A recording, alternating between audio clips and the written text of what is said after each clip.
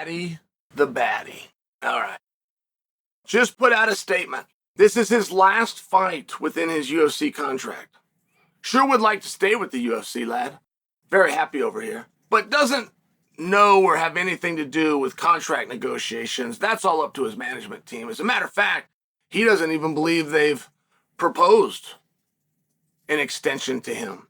Almost as though he's victimized. It was wonderful wording. He would like to stay at the UFC, but he's getting these idiot YouTube boxers offering him millions of dollars, so we'll see what happens. All right. Now, that's as good as you're going to put out right there. I have seen the public negotiation against the UFC since the Dana White era of 2001. I've seen it work twice. Not going to tell you who those two were. I've seen it work twice. But then the public negotiation leads you down a very bad road. It just does. But you're the one that did it. You're the one in the car that turned for the bumpy road, and you thought you could navigate it. Thought your car was good enough to do it. It's a risk. It's part of the game. But I've only seen it work twice. However, I have never seen it done as diplomatically as this. There is an outside chance, and it would be a clerical error, but it is human beings, and somewhere the computer missed it. There is a chance that Paddy the Baddy has signed on to fight Bobby Green at home in his last UFC fight, and the office missed that it's his last fight. As a matter of fact, if the statement that Paddy made is true, which is this is in fact his last fight, and that's the first place you have to start, is that true? We don't have to get if Paddy's lying or having fun or not, or there's just a misunderstanding, like true and accurate. It doesn't necessarily involve a lie, but is it true? Is it accurate that this is his last UFC fight on his contract? We got to start there. And if so, when did they know? When did they find out? Because that road that you're in the car that you generally drive down, if you are on your last fight, if this is in fact your last fight, the computer would have got it and the human beings would have called before that fight was booked. And they would have felt you out and found out and had you sign your extension, or you're now giving them your answer, which is there is not going to be an extension. Or you could do the ultimate one, and there's only a few guys that could even play this game, let alone win or fail. So they could even play. It just happens that Paddy is one of those guys. The ultimate game, which is, I know the deal, I know the risk, I know the car, and I know the roads, and I'm going to do it anyway, respectfully.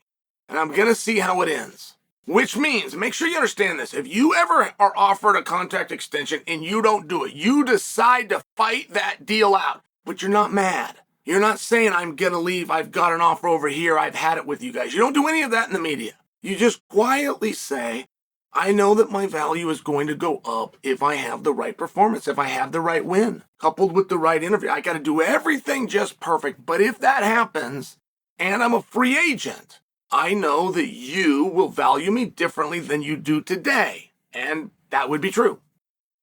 Like the UFC would say to you, you're right. You do understand this. Now, I want to make sure you understand the rest. If you lose, it's not a matter of my offer that I'm making you comes back, it just comes back smaller. Like if you win, it comes back bigger, and if you lose, it comes back smaller. There will be no offer. Okay, this is the part I want to make sure you understand. You have not yet lost. Most guys not only get to lose and stick around here, they get to lose up to 3 times. You have no losses. This in some ways would be your first strike. In some ways, you would have 2 more. No, you don't. Not when we're here, not if you tell me no. You lose, we're done. That's part 1, and that's just a game that most guys cannot play. Paddy could. Paddy could play that. Now, in addition, if I find myself in this spot, I'm just going to let you see how this contract works. Contrary to people think that they're being mean or cruel, they're not. There's an education within this contract, but we've never really gone by the contract. I've done all of my stuff, but you haven't really seen what it allows me to do. So let me start with, I'm going to put your next fight out until the very end. All of a sudden you go, wow, That was tactical. I didn't know you could do that. Oh, by the way, when that fight comes, it's not going to be against a favorable opponent. That's true, too. That makes sense. Guys understand this part, right? Getting in that car and going down that road. They get all of these parts about it. But the final part that they don't understand is I might not promote you. What does that mean? Well, for one, you're extremely unlikely to be on the main card, which is where you want to be. Your entire career depends on your card placement. So whether you win or lose your next fight, when I come back to this card and it wasn't on the main card, it's not the same bounce. Secondly, I've only got so many guys I can put on a poster, and I'm not putting a guy on a poster that I can't get an ROI on. I can't get an ROI on anybody that isn't under contract. You just start to learn. You just start to find out how Mr. Evil was actually really nice. How Mr. Hard Contract actually never deferred to the contract except for the stuff that favored you. Amount of dates that you got to get and how many plane tickets you get and all your money you're supposed to get. We really never deferred to it. It was just a very loose understanding, and I went well above and beyond. But you don't know that until you get in the car and you choose the other road.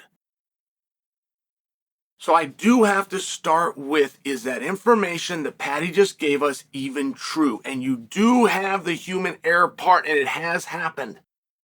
Oh, I could tell you a specific story with Uriah Faber. It's a great story. It is one of the great learning lesson stories that you've never been told. But I'm just sharing with you, there is human error that can happen. And maybe this was Paddy's way of alerting them. Maybe they really did miss that this is his last one. Oh my gosh, we've got him locked up. Pretty favorable opponent.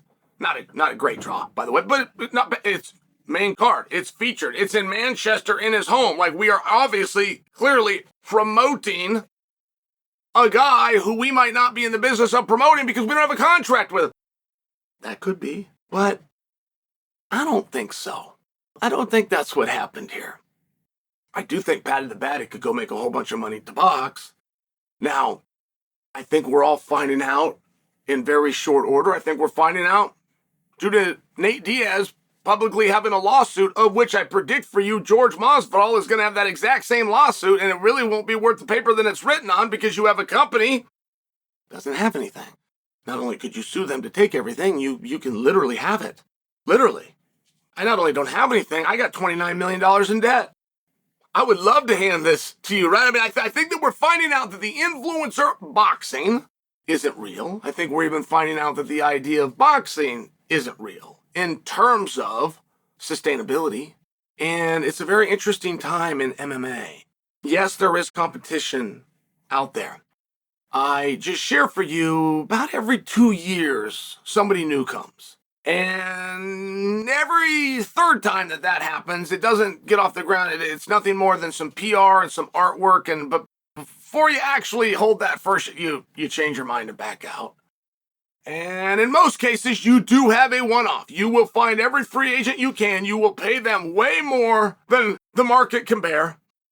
You will have one event and you'll be gone. But then there's that other time where you do get a promotion and it gets off and going. And I'm only sharing that with you that, well, I tell you that happens every 2 to 3 years. We're at year number 3. And there is a promotion right now that you guys have not heard about. Oh, by the way, I'm not saying I haven't either. I'm just sharing with you. There is an office that's been leased somewhere, and there is personnel that's being put together, and they're planning to go out into the MMA business. But that's the best that I could do for you. As far as making your contract run out and then going to the open market and testing your worth, it's just one of those spots where if Paddy's management did push it for those very reasons, there is a chance, it's small, but it does exist, where the UFC would have simply said, okay. And there would be no unfavorable opponent, and there would be no undercard, and there would be no removal from the poster. There would be none of those things. And that would happen if the UFC was very secure in the idea, because they like Paddy. They want to keep Paddy.